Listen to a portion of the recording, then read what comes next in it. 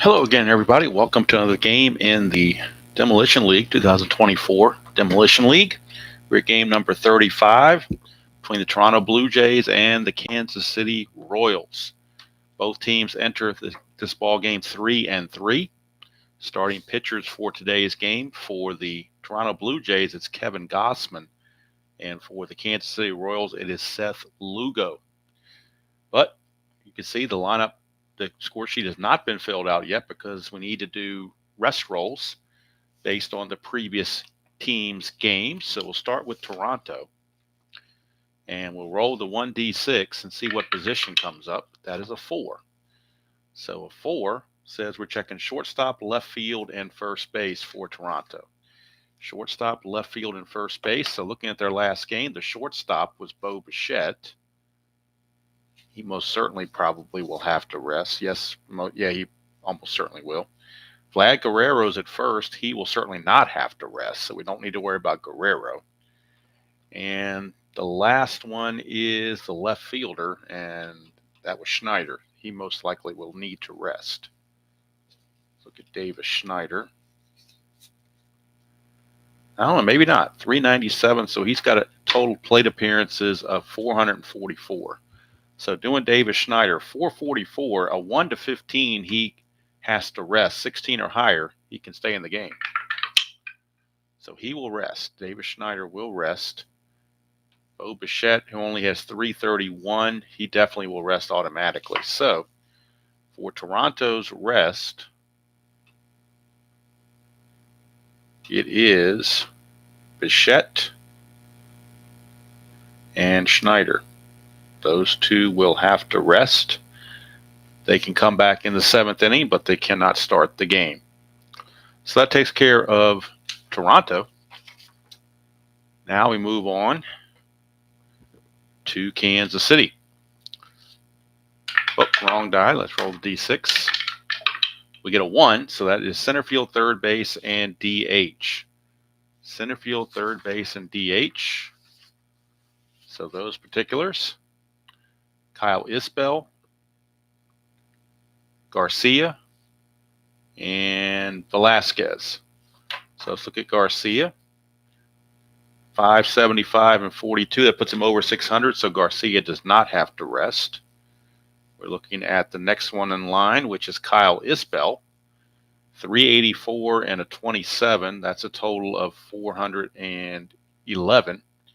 So 1-18, he's got to rest. And he does. So Kyle Isbell will need to rest. And the final person to check is Velasquez, the DH, in the last game. And most likely he will have to rest as well. Let's see here. Velasquez, where are you? For some reason I can't find his card off the top of my head. Don't know why. Oh, there he is, Nelson Velasquez. But actually, the reason why I couldn't find him because he went to the minor leagues because back from injury is Vinny Pasquantino. So to make room for him on the roster, I put Velasquez to the minors. So that way Velasquez obviously does not have to rest. So the only one that has to rest is Kyle Isbell. He is the rest role for Kansas City. He is center fielder, so that can make a difference. So we'll see if the Royals can plan around this and get around those rest rolls. All right. Now it's time, the fun part, to make the lineup. Both starting pitchers are right-handed, so keep that in mind. And we will, first of all, start for Toronto. Let's go to their lineup. And again, Bichette and Snyder have to rest. Leading off will be George Springer. Springer will be in right field for this one. And he is a, well, my F didn't look too good there, did it? 3-1, E3, and he runs at a 14. So that is Springer. Let's move Lugo out of the way. That is Springer. He will bat leadoff. Batting second. Who might they want to use to bat second? Well, they just don't have a whole lot. Actually, they're going to go to Justin Turner, and he is going to be the designated hitter. And he will bat second, running at a 9. Vlad Guerrero will bat third. At first base, where he's a 3 E14. Hitting cleanup for Toronto will be Dalton Varsho, and he's going to play center field, where he is a 1-3 E3, running at a 15. And let's see who else they want to go to. Alejandro Kirk, the catcher, will hit fifth. He's got a T rating of 3, pass ball rating of 4, and he runs at an 8. He's a 2-2 E9. Hello, Ben. Good to see you. Let's see. Who else might they want to go to? Well, they just don't have a whole lot to go to here. They're going to go to Ernie Clement at third base. He is a 2 E22. And runs at a 13. They will go to Kiner Falefa at shortstop.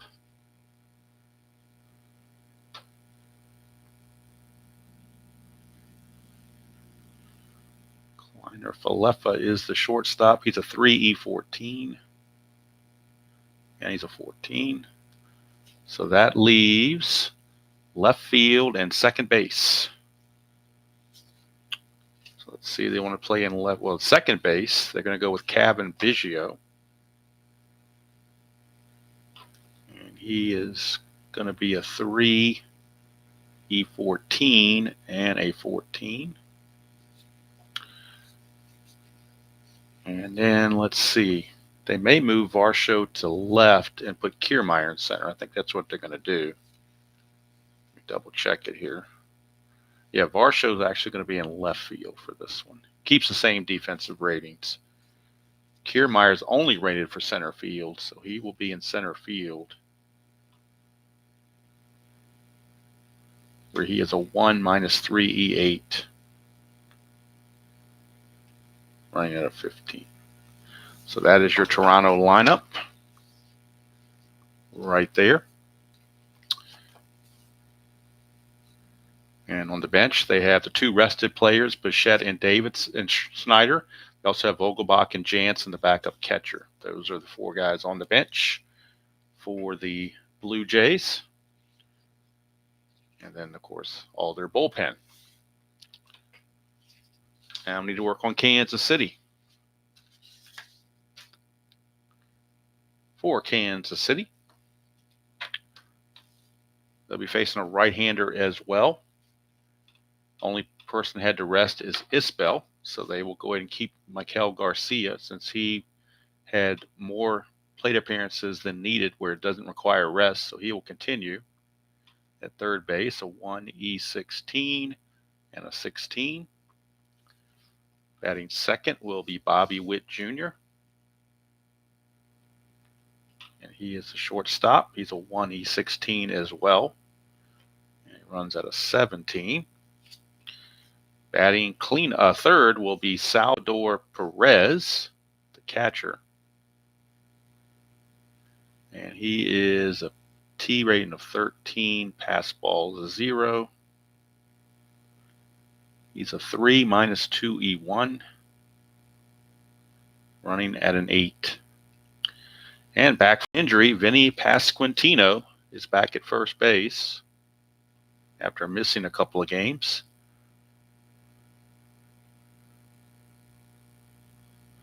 First baseman Pasquantino, he runs at a 9, 4E3.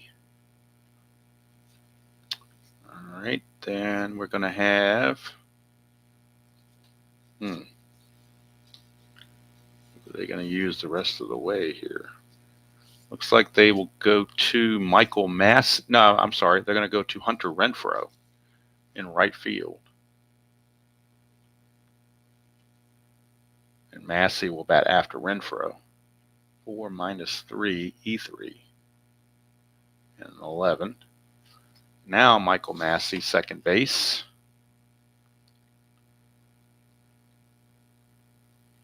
He's a 3, E6. Running at a 13. Then we're looking at left field, center field. Now, Isbell is a normal center fielder, but of course he's out. So Darian Blanco is going to play center field.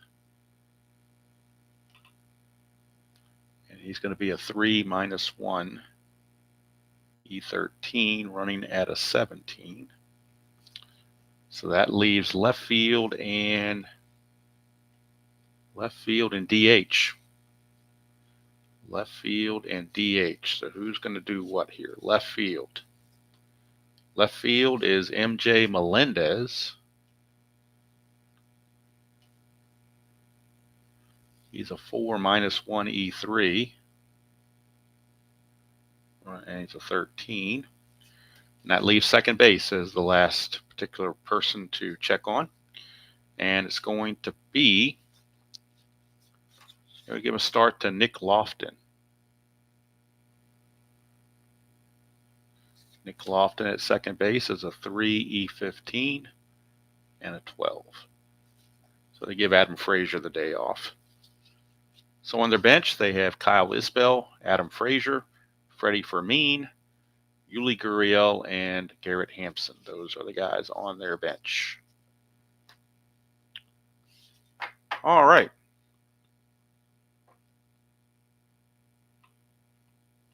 Yeah, Ben, when there's enough stats to go around, but each team has only played 6 or 7 games, so it's not really a whole lot to go by to put out. Hey, Dr. D, good to see you. So yeah, once I get some numbers, like maybe after 10 games or something, or maybe after these next set of 3 series and everybody's got 9 games, that'll probably be sufficient enough to give some sort of update. I mean, I'll give the standings. Minnesota's leading that; they're 6-1, so they're definitely in first place. But yeah, I will eventually. Just seemingly was a little bit seemed to be premature to do it now. Okay, so we got everything straight. And we are finally ready to go. Let me get everything where it's not all cat corner here. Seth Lugo, well, we got to get the pitcher-catcher quotients. I forgot to put those in.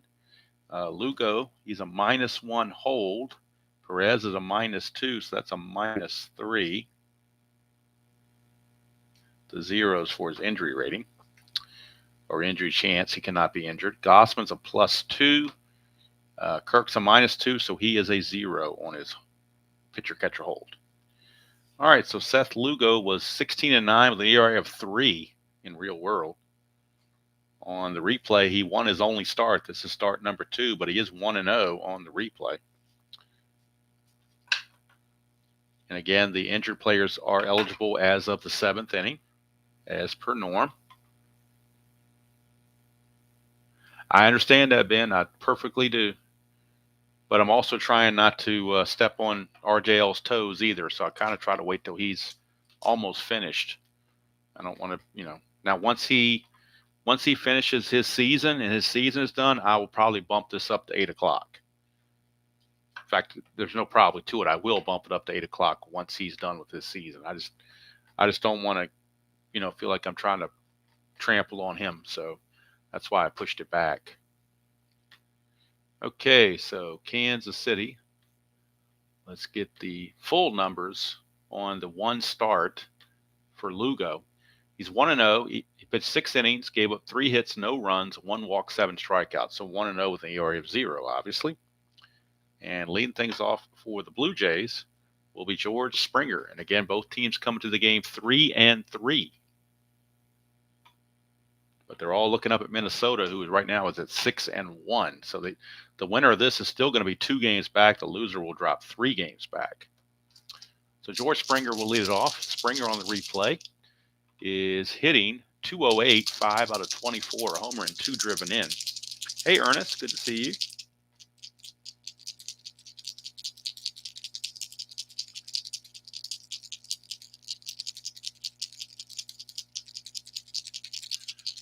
All right. 3-6, and that's going to be a leadoff walk for Springer. So leadoff, and I'm not scoring the game while I'm playing. I'm just have the computer up for the stats, so I'm not going to have to go back and forth and mess with that. Lugo, again, a -3, but he's a 19, so if he can get a 5, he's got a pretty good chance of getting a steal, does Mr. Springer. Springer, let's see here. He has no stolen base attempts. If he can get the lead, it'll be a first, because he has to get a 5 to get a lead. So don't get the, well, he just did. So here comes his first steal attempt right here. 19, being held as a 17, -3 is a 14. 1 to 14, he'll make it. Perez has a T13 throwing error. So be cognizant of that. But that's an 8. It's a stolen base, his first stolen base of the season for George Springer. And he is in scoring position with nobody out for Justin Turner. Turner on the replay is hitting .263. He's 5 out of 19, a homer and 4 driven in. 2-6, and that's another walk. So back-to-back walks by Lugo. And that's going to bring up Vladdy Guerrero.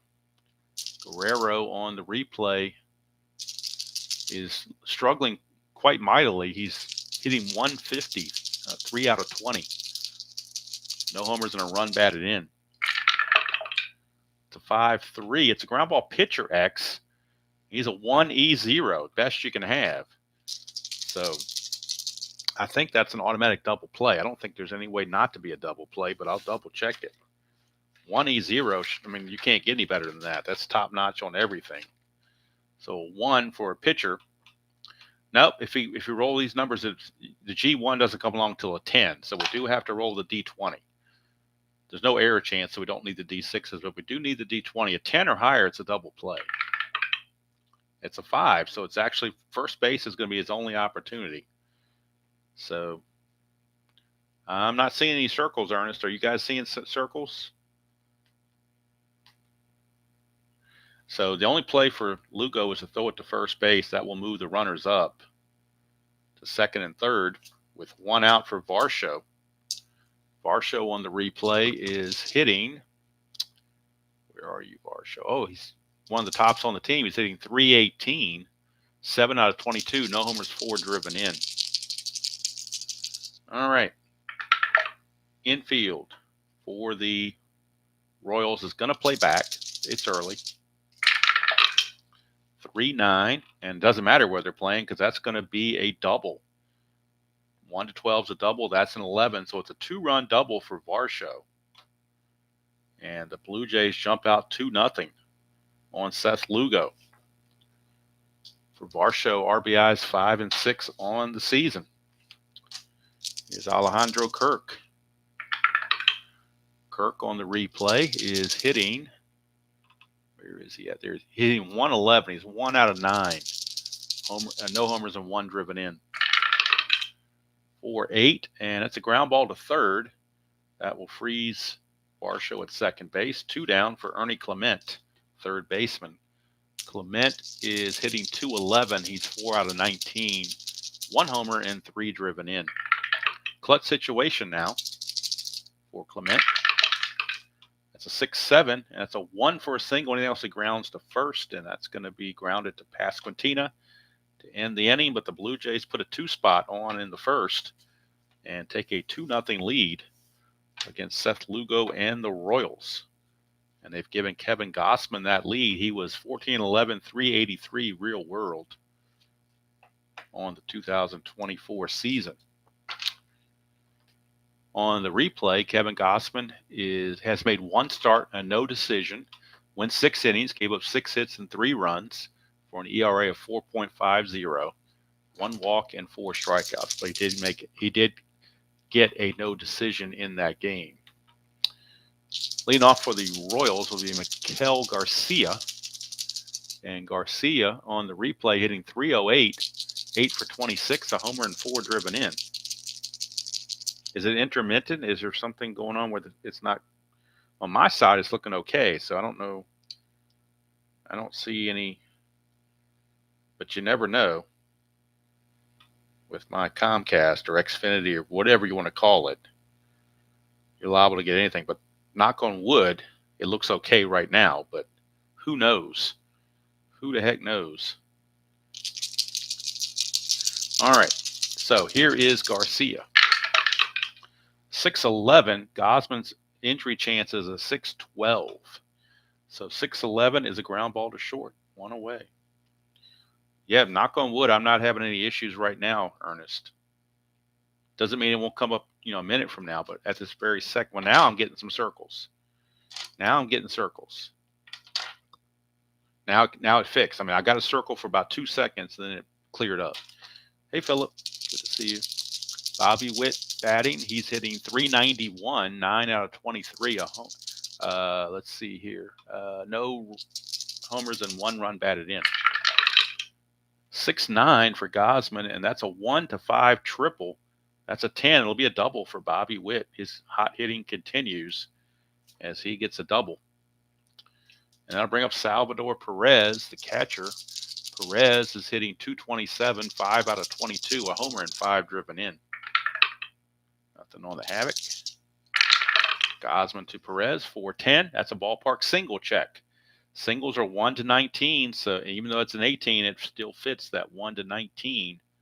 It is a 1 basic advancement, though, so runners are now at the corners with 1 out. And back from injury is Vinny Pasquantino. Pasquantino hitting 313, 5 out of 16, a homer and 3 runs batted in. Blue Jays playing the infield for the double play. 1-3, and that's a ballpark single again, 1-16, but that's a 20. Got a bad break. He lines it to second for out number 2. Hello, Mr. Gudeman. Good to see you. Hopefully you're not getting intermittent reception on your end. Some people are having trouble seeing the stream. They're saying they're getting intermittent hiccups. So far on my end, it looks okay, but you never know what's going to happen from here on out. All right, Hunter Renfroe is your batter. He's hitting 273, 6 for 22, a homer and a run driven in. First and third, 2 outs, clutch situation. That's a 1-7, and he struck him out. So Gausman comes back and gets out of the mess. At the end of 1, it's Toronto 2 and Kansas City nothing. Tomorrow morning, Kansas City 1987 will be on the air tomorrow morning.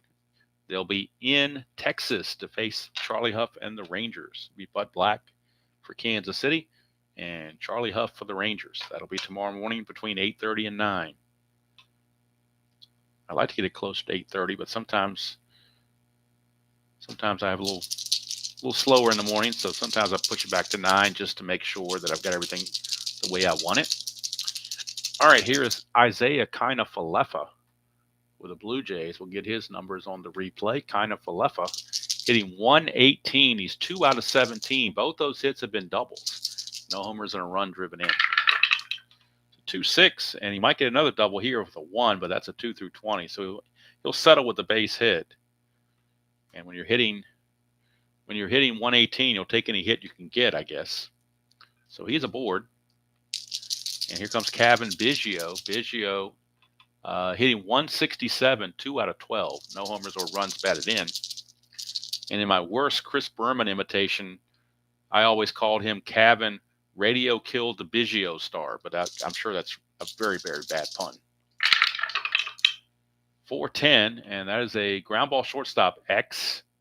And that's, of course, to Bobby Witt. He's a 1. 1E16, chance for the double play. Devil dies a 7, though. That might hurt him. We'll take a look. 1 and a 7. No, still gets the G1. And let's see, it's a 10. So I don't think there's any 10 there on the E16. There is not. So it will be a double play. 6-4-3. Witt makes the play. 2 down very quickly. And that'll bring up Kevin Kiermaier. Kiermaier hitting 286, 2 for 7. No homers and a run driven in. 111, and that's a ground ball to short. And this time, Witt just throws the first to end the inning. Much better inning for Lugo. We go to the bottom of the second, still 2-0.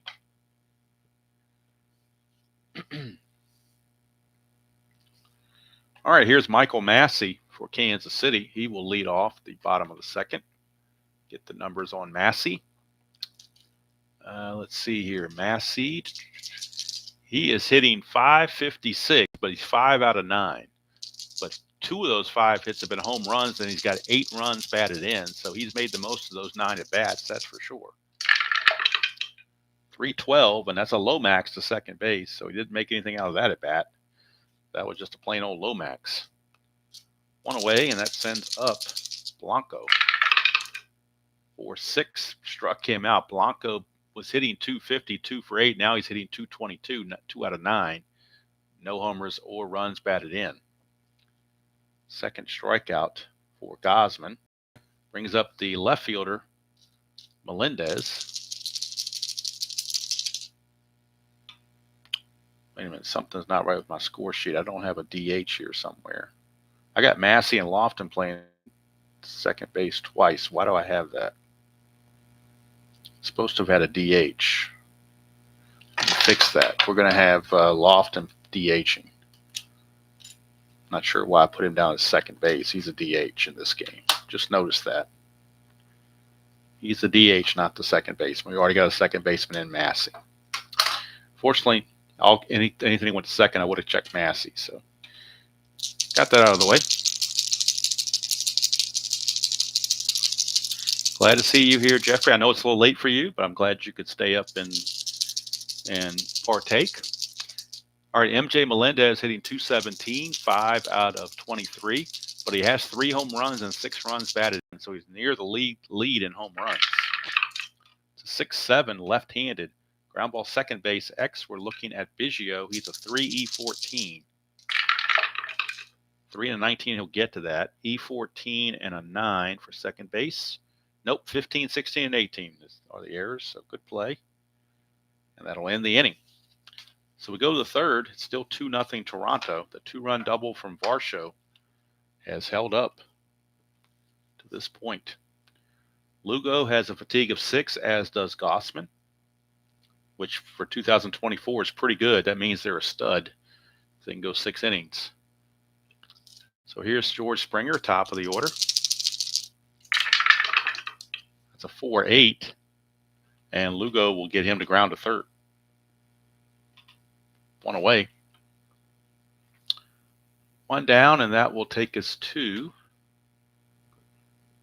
Justin Turner. Make sure I've got everything where I want it here. I think I can bring this down a little bit further too. Still be okay. It might work better. Let's try it that way. All right, Justin Turner. Designated hitter, 3-7. That's a solid single. For Justin Turner, he's no threat to run, though, so he will hold. And that will bring up Vladdy Guerrero. It's a 2-10 for Guerrero, and he struck him out. That is the first strikeout for Lugo. 2 down for Dalton Varsho. His 2-run double counted for the 2 runs in this game. We get a 5-3, and that is a ground ball pitcher X. He's a 1-E-0, so you know he's going to make the play. We're just going to call it a 1-3 ground out since there are 2 outs. No need to worry about a double play. It's going to end the inning. Sure is nice to have a 1-E-0 on your team for defense. Don't even need the chart. All right, here's Nick Lofton. He is the designated hitter in this game. See what he can do here. Right-hander against Gausman, 4-7. And that's a leadoff walk. That is the first walk issued by Gausman. Back to the top of the order, and Mikel Garcia. Or Michael Garcia, I should say. Gausman to Garcia. 1-7, and that's a 1-2 double. 3-20 is a single, 2 stars. Puts runners on the corners with nobody out. And Garcia definitely looking to run. Needs a 2, 3, 4, or 5 to get the lead. But if he gets the lead, he starts with a 19. and he does not get the lead. And he's not going to try it with the. It would be way. It'd be 1-9 to try it otherwise. So he's going to hold. Runners at the corners, nobody out with a 2-run lead. Toronto's playing for the double play. Here's Bobby Witt. 4-8. 1-17 is a single. That's a base hit. That will score Lofton from third and move Witt to second. The Royals are on the board. They cut the lead to 2-1. And here's Salvi Perez. First and second, nobody out. 4-7, and that's a walk from Gausman. He's going to load the bases. Gausman running into some issues here in the third. Bases loaded, nobody out for the big guy, Vinny Pasquantino. 6-9, and that's a 1 triple, 2-20 is a double. It's a 2-run double. Perez, slow runner, will hold at third, but it's going to score 2 runs and put the Royals ahead 3-2 just that quickly. Vinny Pasquantino coming up with the 2-run double to give his team a 3-2 lead. There's still nobody out with runners at second and third. Toronto bullpen might start to stir a bit because Gausman's all of a sudden just having some issues. The infield is the in with nobody out. Here's Renfroe. 2-4. Ground ball, 2-4 is a fly ball, right field, B question mark. Perez, though, is not going to go anywhere. He's a very slow runner. He will not try anything. Springer's got a -1 arm on top of it, so the odds are not good. With only 1 out now, they will hold him there. Infield still in, and Michael Massey, second baseman, your batter.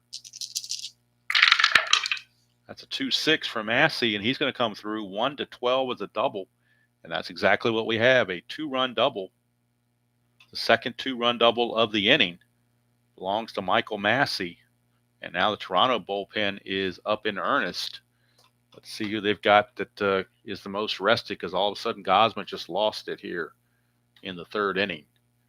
And Toronto is going to need some bullpen help. So let me see who has had the fewest appearances and maybe can help out. I think everybody's had at least 2 appearances that I can see. Let's see here. Actually, no, Eric Swanson is loosely in the bullpen, right-hander. Eric Swanson. He was 2-2 with a 5.03 ERA real world. Right now it's 5-2. Only 1 out. Runner at second for Darian Blanco.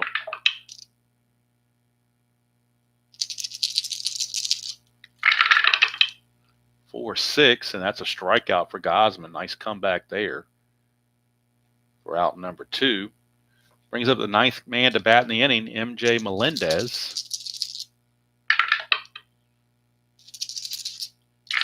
Gausman to Melendez, 5-10. That's a catcher X. Catcher is Kirk. He's a 2E9. 2-15 for Kirk as a catcher. 2-15 is a foul out, assuming there's no error, but that is a 17. That can be rough. Kirk E9 and a 17. He avoids it. There's an 18 there, but no 17.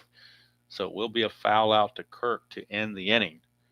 But a 5-run spot for Kansas City as they take a 5-2 lead heading to the top of the 4th. Lugo now been given a lead to protect.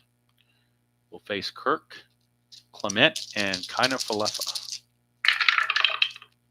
It's a 112, and that's a base on ball. The last thing you want to do when somebody gives you the lead is start walking guys. That's the 3rd walk for Lugo. And Lugo doesn't seem to be able to handle the prosperity of being given a 5-2 lead. See what he does here against Clement. Kirk, not being held, no threat to run, obviously. That's a 3-9 for Clement. That's a ground ball shortstop A. That's another 6-4-3 double play. Second double play in 4 innings. Turned by the Royals. Both of them started by Bobby Witt. So 2 down, base is clear for Kiner Falefa. 1-5, and he's going to fly it to left field. Easily handled out there by Melendez, and after the leadoff walk, Lugo gets out of it. The pitcher's best friend, double play. Go to the bottom of the fourth. And it's still 5-2, and Gausman's going to come back out. He's going to see if he can continue. If he gets in any kind of trouble, Swanson will be coming on. Lofton, who led off the previous inning with a walk, started all that mess. He will lead off this inning as well. 1-2, and it's another walk just like he did in the previous inning. That is walk number 4.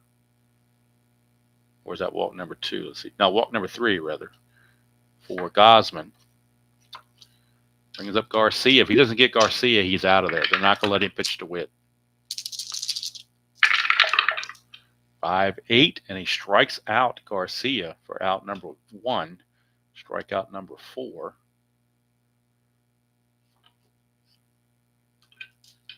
Here's Bobby Witt. He is singled and doubled, and they're going to pull Gausman. They don't trust him to go any further than what he's already gone. He just did not have it today. And Eric Swanson will take over. Oops, right here. Eric Swanson will take over.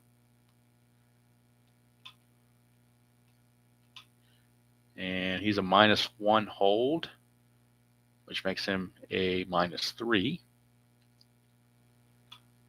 So Bobby Witt steps up with a runner at first and 1 away. Hey, Chuck. Good to see you.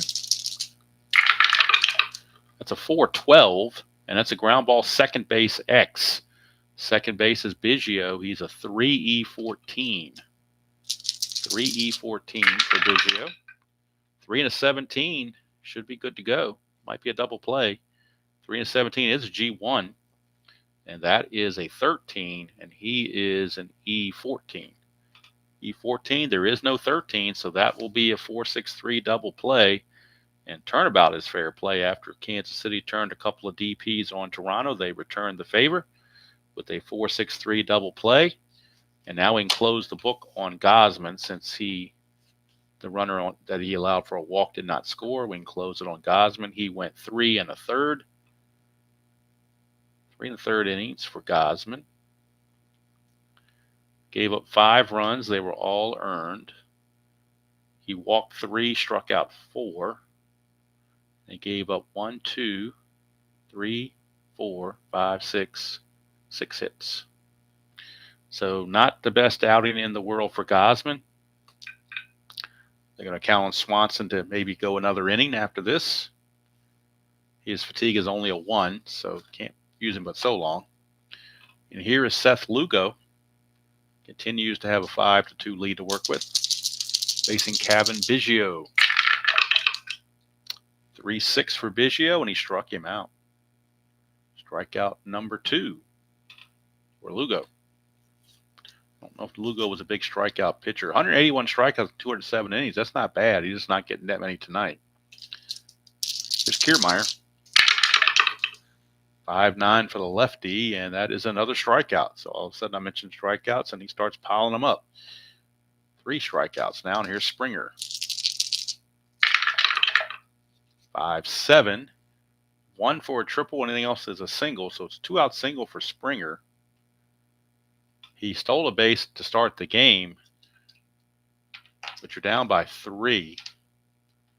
Now he's still going to try it. Needs a 5, and he gets it. Second time in a row, he got the 5. How do you like that? So it's a 1-19 being held as a 17, -3 is a 14. 1-14. And he's in there with another stolen base. It does get him in scoring position, so a base hit could score a run. Maybe they could steal a quick run. If Turner just gets a 2-star single, it'll score the run. So that's why you steal the base. Try to get in scoring position. 4-11. That's going to be a single chance, but it'll only be 1 star. But instead, it's a line out to short. And Witt snags it to end the inning. So nothing doing for the Blue Jays. We go to the bottom of the 5th. Still 5-2. Swanson will be in his final inning. He faced 1 batter here, but he's got a fatigue of 1, so I don't want to push him past what he would normally do. Here's Perez. 4-9, and that's a strikeout. So Swanson Getting the K on him, and here comes Pasquintina. He had that big 2-run double his last time up. 3-11, and this time he fouls out to Kirk. 2 down. And that will send us to Hunter Renfro.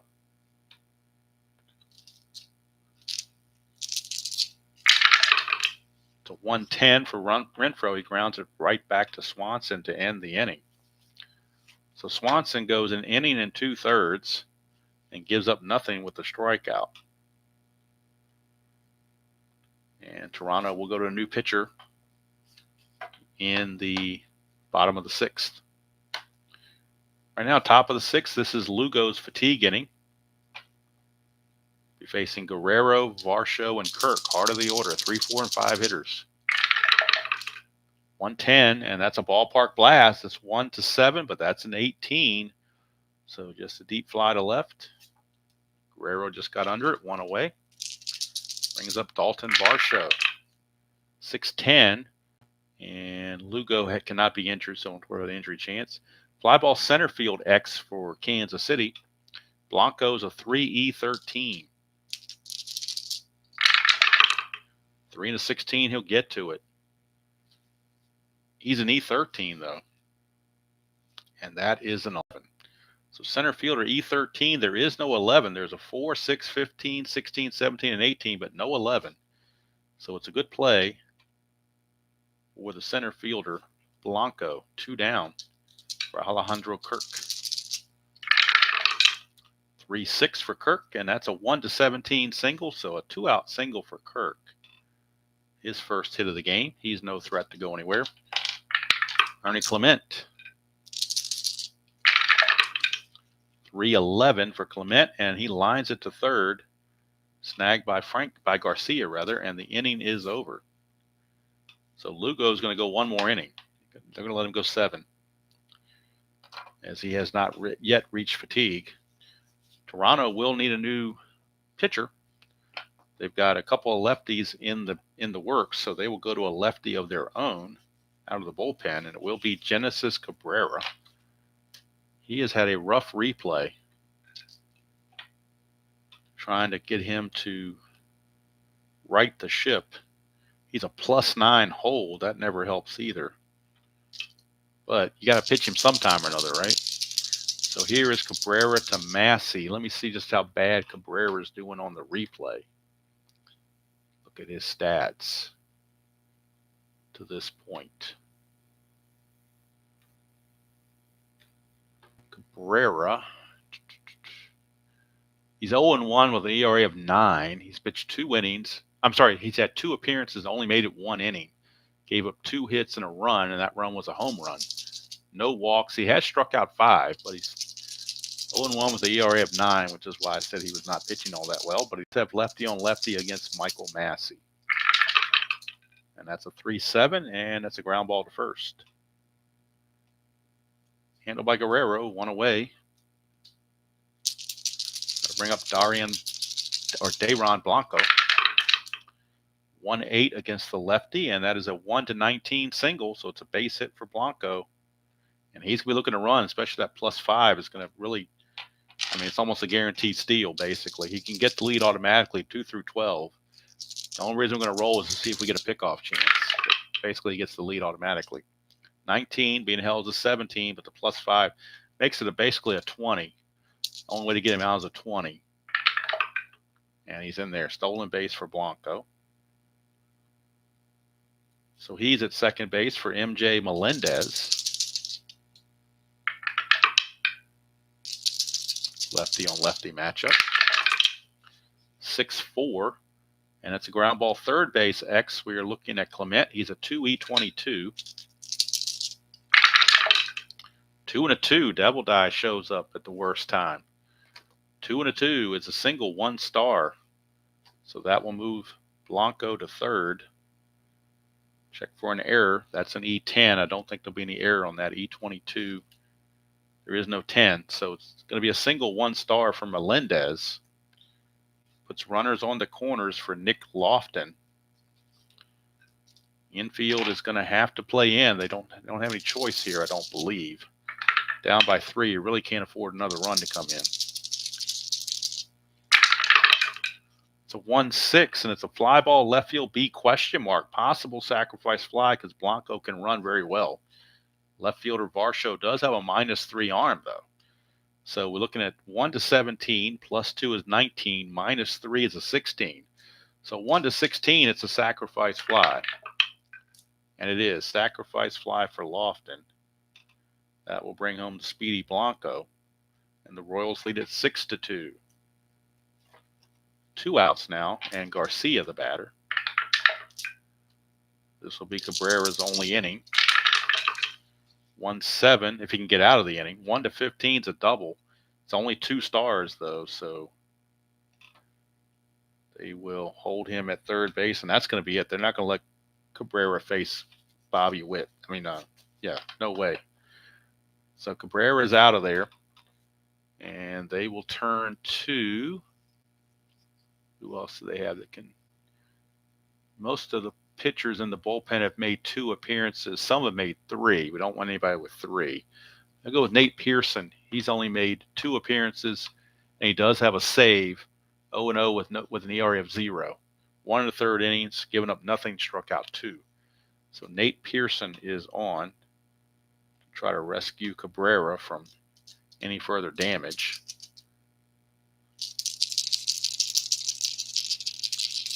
That's the rule, Dr. D. When you do a B question mark, you add 2, and then you subtract the outfielder's arm. You add 2 to the running speed, and then subtract the outfielder's arm. All right, here's Bobby Witt. Clutch situation, 2nd and 3rd, 2 outs. Nate Pearson in now for Toronto. Kansas City leads at 6-2, bottom of the 6th, looking for more. 5-6, that's a 1-19 single, and they will get more. It's 1 star. That run is charged to Genesis Cabrera. He will give up now 2 runs in his little stint. Garcia will stop at third on the 1 star. And that will send up Salvi Perez. Runners on the corners and 2 outs. It's now 7-2 Kansas City. 3-5, and that's a ground ball back to the pitcher Pearson to end the inning. So Cabrera is going to go 2/3 of an inning, and he's going to give up 3 hits, 2 runs. Certainly not going to help his ERA any. No walks, no strikeouts. So 7-2 is our score. Pearson will stay in to pitch 1 more inning. Lugo, his fatigue inning was last inning, but he only gave up a single, nothing else. So with the commanding 7-2 lead, they're going to let him pitch the 7th inning. That's a 5-2, and that's a ballpark blast for a home run. It's only a 7. That's a 10, so that's the kind of night it's been for Toronto. You don't get the good rolls there, so it's just a fly to left. 1 down for Kevin Biggio. That's a 5-5 against a lefty, and that's a strikeout. Strikeout number 4 for Lugo. So Lugo looking to go out in style. Going to face Kiermaier. 2 outs and the base is clear. 6-6, and that's a single for Kiermaier. 2-out single brings up George Springer. Of course, down 7-2. Kiermaier not going anywhere. Springer 1-8. He will strike out to end the inning. So Lugo definitely goes out in style. He will pitch 7 solid, giving up the 2 runs in the first inning. 2-run double by Varsho was all he gave up in his 7 innings of work. So he gives up 1, 2, 3, 4, 5, 6 hits in those 7 innings. He strikes out 5 and he walks 3. And of course, he would improve to 2-0, and Gausman would drop to 0-1 unless there's a major comeback that I don't see in store. So Pearson back out, as he only faced 2 batters the previous inning, so he's good to go for this inning. And of course, the cult hero Vinny Pasquantino, back from injury, had that 2-run double in the 3rd. Hello, Roger. Good to see you. Pasquantino 1-7. Oh, a lot of hits in column 1, but he found a ground ball to second. 1 away for Hunter Renfroe. 4-9, and that is an in-home run chance right off of Pearson's card, and he has normal power, so that is gone. Hunter Renfroe, look at it again. Nate Pearson, 4-9 is a straight-up in-home run chance. Normal power, so no D20 needed. It's out of here. Hunter Renfroe, home run for Hunter Renfroe. Solo shot. Check the stats on Kansas City and see how many home runs that is for Renfroe. Might be his first. Let's see. Renfroe. No, it's his second home run. Second home run of the season for Renfroe. And it gives the Royals an 8-2 lead. Here's Michael Massey. 1-8 for Massey. He flies to center, 2 down. And Dayron Blanco, or Dayron Blanco, however you pronounce it, 2-11. Ground ball to second to end the inning. That'll be all for Pearson. Pearson will go an inning and a third. And he will give up 2 hits and a run. No walks and no strikeouts. So we go to the 8th. It's now an 8-2 Kansas City lead. Royals will bring in a new pitcher, so we'll see who they have that could use some work. All their relievers have gone at least 2 appearances, so everybody's going to have to start making their third appearance, it would appear. Due up for the Blue Jays, it's going to be Turner, Guerrero, and Varsho, a couple of righties and a lefty. So I assume they will go to a right-hander out of the bullpen. And they will go to Nick Anderson out of the bullpen. Nick Anderson. Anderson on the replay is making his third appearance. He's pitched 2 innings, given up 1 hit, no runs, no walks, and 1 strikeout. No one-loss record, ERA of 0. But just 2 appearances, so, don't read a whole lot into that right now. -2 hold rating, not that they're going to steal down 8-2, but still want to fill it in. So here's Justin Turner. 6-5, and that's a ground ball to short. 1 away for Vladdy. Vladdy Guerrero's 0 for 3. 3-8, and he's going to be 0 for 4. Ground ball to second. 2 down for Dalton Varsho. His 2-run double counts for all the runs Toronto's gotten tonight. 2-9, and he's going to strike out. So how about that for Anderson? Might as well let Anderson finish the game. He only faced 3 batters. No sense pulling him for anybody else. Got a huge lead. Now Toronto will go to their bullpen with Melendez, Lofton, and Garcia coming up. Who do they go to out of their bullpen? Let's see. They will go to Trevor Richards to mop up. Right-hander. Trevor Richards, and he'll be facing Melendez, Lofton, and Garcia. It's a 6-3. Let's get the numbers on Richards real quick. Not that they're all that meaningful this early in the season, but what the hey. Richards is 0-1, making his 3rd appearance. He's got a 10.80 earned run average, 1 2/3 innings, a hit, 2 runs, 5 walks, and a strikeout. The 5 walks are where he really was getting into trouble. All right, so a 6-3 against Melendez is a fly ball right field X. That's Springer. He's a 3-E3. 3-18. He'll get to that. E3 and 11 shouldn't be a problem. 15, 18, and 3 are the only errors. So good play for Springer. That'll bring up Nick Lofton, the DH. 3-7, and he will fly to left field. 2 down. Top of the order, and Garcia. He is singled and doubled, 2 for 4. 2-8, and he will ground it to first. Easy play for Vladdy to end the inning. So Richards going to get his 1 inning of work in, give up nothing. And we go to the 9th. It is 8-2, Kansas City. And I know it's bad to do this early, but I'm putting the X there. I'm saying there's no way in hell Toronto scoring 6 runs in the 9th inning. I will put my reputation on that. They will not do it. All right, so Nick Anderson will come in and pitch the ninth inning, facing Kirk, Clement, and kind of Falefa. They could go to Bichette or Snyder off the bench if they chose, but really at this point, I don't think it really matters. 1-9, and that's a ground ball to short, one away for Ernie Clement. So Kansas City will go to 4-3. Toronto will drop to 3-4, and all teams will have played 7 games, hence the game 35.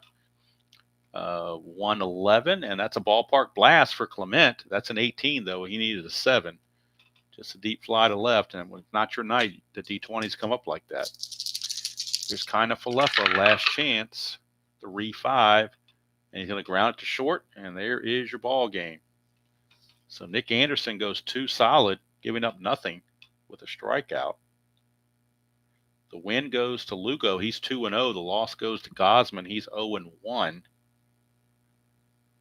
And they've limited Toronto to 6 hits, where Kansas City piles on 11 hits. I don't think there are any errors in the game. I'm trying to think, and I don't remember doing anything with an error, so looks like no errors for either side there. Player of the game, if you had to give one, you could give it to Lugo, I guess.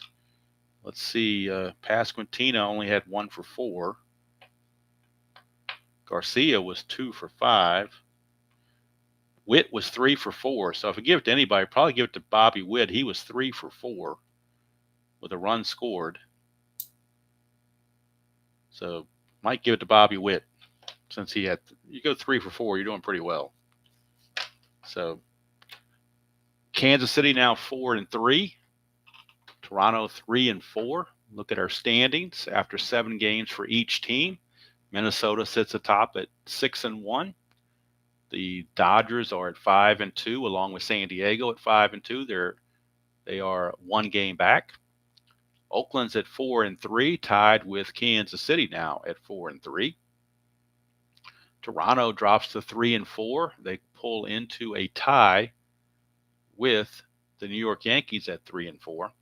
The Cubs and the Pirates are at 2-5, and the lowly Marlins are at 1-6. So those are your standings as of the moment. So look ahead to the next game in the Demolition League. It'll be games 2 of all the series, and it looks like it will be the who do I play first? It looks like it'll be the Dodgers and Yankees from Dodger Stadium. Don't know the pitching matchup yet. I have to see who's in that rotation to pitch for each team, but it will be the Dodgers and Yankees most likely tomorrow night. That will be the matchup. Matchup, of course, for tomorrow morning is going to be Kansas City and Texas. Bud Black against Charlie Huff in the 1987 American League replay. So we invite you to tune in for that if you can, around 8:45, 9 o'clock, that area in the morning tomorrow. And we'll be deep in the heart of Texas to see how many wild pitches Charlie Huff can throw, or how many pass balls Don Slaught can allow. So I do appreciate all you coming in and joining me this Tuesday night for this Demolition League game. Game 35 is in the books out of 270. And looking forward to 2025 when that comes out.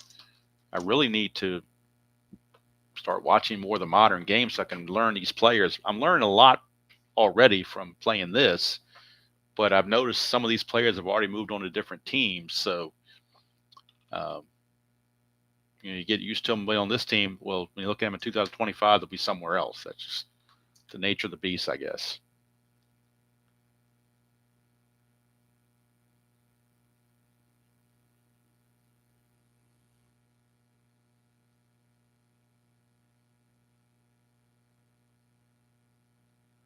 Roger, I'm trying to figure out what you're asking about a G2. G2 pound. G2 pound. If it turns into a single, I still check the error, whatever that is. I don't ignore the error. If a G2 turns into an S2 because the infield's in or because they're holding somebody, it's going to be an SI2, but then I still check for an error if there's a situation where there's an error occurred. If their error rate falls in their error number falls in the total of the 3D6s, I'm going to tack on the error to it as well. I'm not going to just stop here. I'm going to keep going. So if I ever did that where I didn't check the error, that was my mistake, because you're supposed to do this and the other one. That's what the Super Advanced does. It checks the range and the error on every play. Whereas on Advanced, you're checking either the range or the error.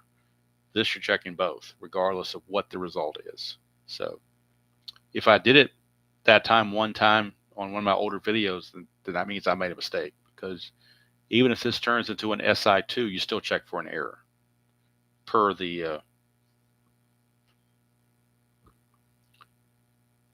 well, I mean, there's a chance for error on every play. So you get single plus an error all the time. So that's just the way that is on that.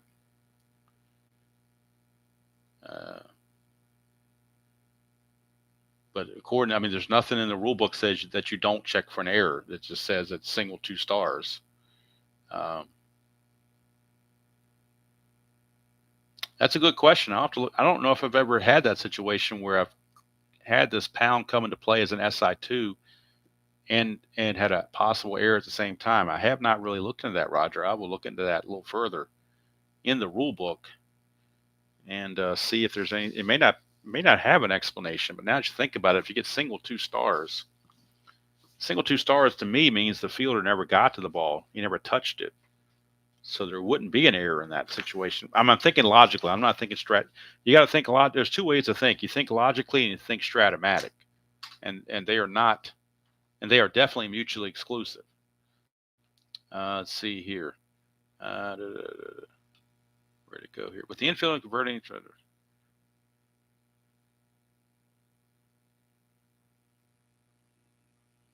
Yeah, just it doesn't say anything about the error on here. You know what? I'm thinking that's the way to go. I'm thinking disregarding the error now that you mentioned it, I think makes the most sense. It's probably those ones you can homebrew, because the rule book doesn't say anything about it. The rule book only talks about the SI2 or the pound sign turning into an SI2. It doesn't. I don't see where it says anything about also doing an error on the play. I don't see anything that shows that. Says with the infield in, I'm looking at rule 20.61 on page 8 of the rule book. It says with infield in, convert any super advanced X chart result followed by a pound sign to read SI2. So to me, if you're reading SI2, single with all of the runners advancing 2 bases, and it doesn't say anything about an error. It doesn't say and also resolve the error check. Now that I'm looking at it, it seems to make sense that you would ignore it and just count it as the SI2 and there's no error involved, because, like you say, looking at it logically, Bill, I don't think it's an error on this, because to me, I'm thinking logically. I'm not thinking strat. I'm thinking logically. If the infielder is in and the ball gets by him, where could the error occur? He never got to it. For single 2 base advancement for the runners, I just don't see how. And there's nothing in the rule book that says to follow up with an error check. It just says convert the pound sign to read SI2. And when you come over here to SI2, you see what you're doing is you're converting it to SI2. When you come over here, SI2, it doesn't give any kind of error chances. Well, it does down here, but the rule book doesn't say anything. I'm assuming, what I would do is like I say, play it the way you want to play it. I would just be consistent. But I think looking at this going forward, if that situation comes up, Roger, I think I'm going to ignore the error and just call it an SI2 and leave it let it go. I'm not even going to check for an error. If it gets past him, it's an SI2, runners advance 2 bases, and no error involved.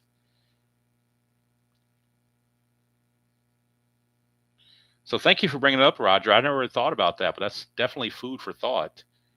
And now that you mention it, I'm definitely going to, if it comes up, now watch the next game I play, it's going to come up. So if it does, I'll know how to handle it now. So I appreciate that, Roger, for bringing that up. And now I can be like a Boy Scout and be prepared next time it happens. So anyway, not exactly the closest game in the world, 8-2, but sometimes you get games like that. You can't really control how the dice are going to roll. Kevin Gausman, normally a good pitcher, but he just didn't have it today. or tonight, whatever you want to call it. And there's always the next game for the Blue Jays. They're 3-4, so they're only 3 games back. So it's not like they're eliminated from the playoffs or anything. 3 games back, and you still have 47 games to play for each team. So I think you can make up 3 games in 47. So that's good to it.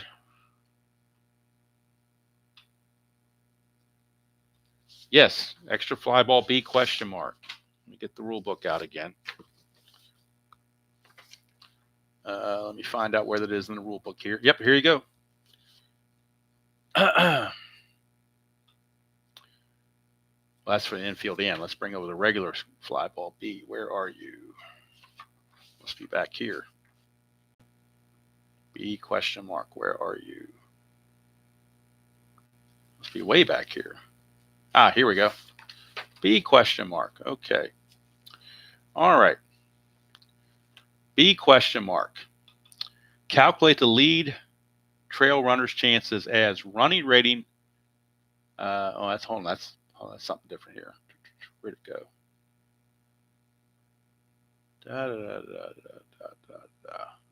Oh, it says use the advanced rules. Okay, so we're going to go to the advanced rules. It says to attempt to score, add the base runner's running rating plus or minus the outfielder's arm plus 2. That's on page 5 of the rule book, section 14.2. Because the super advanced says use the advanced rules. So we're coming over here. It says to attempt to score on a fly ball B question mark, add the base runner's rating plus or minus the outfielder's arm plus 2 to get that figured out. So that's where that plus 2 is coming from, right there on page 5 of the rule book, 14.2 on the section there under that B question mark. So Dr. D, that's where I'm getting that from. It is in the rule book. That one I'm not homebrewing. That one's actually in the rule book on page 5. So that's where that's coming from. So hopefully that helps. Can a strike him out, throw him out occur in strat? Possibly on a hit and run, although I don't do hit and runs because I think it's the worst strategy in baseball. But let's see here.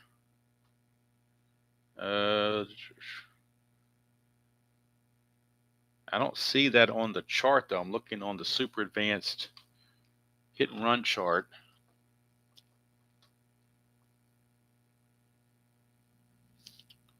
Super advanced hit and run chart.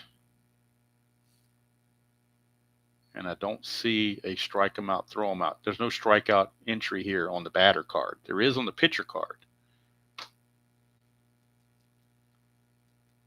But it says, oh, wait a minute, here we go. BMP. I was trying to catch their thing here. You can, Roger, you can. Definitely can do that. BMP. BMP means batter misses pitch, pick card for steal result. But that's not a strikeout. That's just missing a pitch. So it looks to me like on this card here, if you do the super advanced and it comes off, basically what I understand on super advanced, because like I said, I don't do it. But I believe on the super advanced, if you get off the batter card, it goes to this chart. If you go to the pitcher card, it goes off the regular pitcher card. And if you get a pitcher card with a strikeout and the hit and run rating is a C or a D, then the batter misses the pitch, and that means you do the steal result. So you could have a strike him out, throw him out, if and only if the hit and run rating of the batter is a C or a D, and the result comes off the pitcher card, which is a strikeout. If you roll a 1, 2, or 3 on the white die, it'll never happen. If you roll 4, 5, or 6, and you get a strikeout off the pitcher card, and the batter happens to be a hit and run C or D, you get this BMP, batter misses pitch, and you get your chance for the strike him out, throw him out. So, like I said, I'd never do it, but I just happen to read the rules right there, and that's what it's showing. So, you can do it when it says BMP, batter misses pitch. So,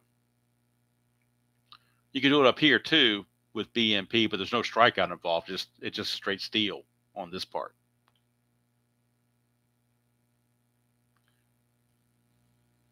Pick card for steal result. It's basically saying look at the batter's card and try to steal, is what I read into that. I think it's not properly worded, if you want to know the truth about it. which, considering it's Stratomatic, that's not exactly a reach to say that. But the way I interpret this is it says if batter misses pitch, then pick card for steal result, which means you take the guy that was on first base trying to go to second. You use his steal, you act like he's going to steal, basically. It's a strikeout for the batter because he misses the pitch on the strikeout, and the runner is forced to steal. That's the way I interpret it. If somebody's watching us later and has a definitive different answer, let me know, or confirmation, let me know that too. That's, like I said, I don't use that rule. I don't use hit and run, so I don't really know. I'm just reading or trying to decipher what I'm reading in the Strat rule book, which again is not exactly the most user-friendly written book in the world, but it's all we have, so we have to go with it. All right, so again, thank you all for spending part of your Tuesday night with me, and thank you, Roger and Dr. D, for the questions, so we can look at these rules and get clarifications, and maybe it'll help somebody else down the road. You never know. All right, so that's going to do it from here. I've got to put this game in the Strat computer before I go to bed. I like to get that done before I go to bed, so I can have everything all nice and tidy for tomorrow. And then, of course, tomorrow morning at between 8:45 and 9 o'clock tomorrow morning will be the 1987 next game in that replay. It'll be game number 280 on that replay, and it will be the Kansas City Royals against the Texas Rangers, Bud Black against Charlie Huff. So until next time, enjoy playing whatever game you choose to play, however you choose to play it, and I will see you all down the road.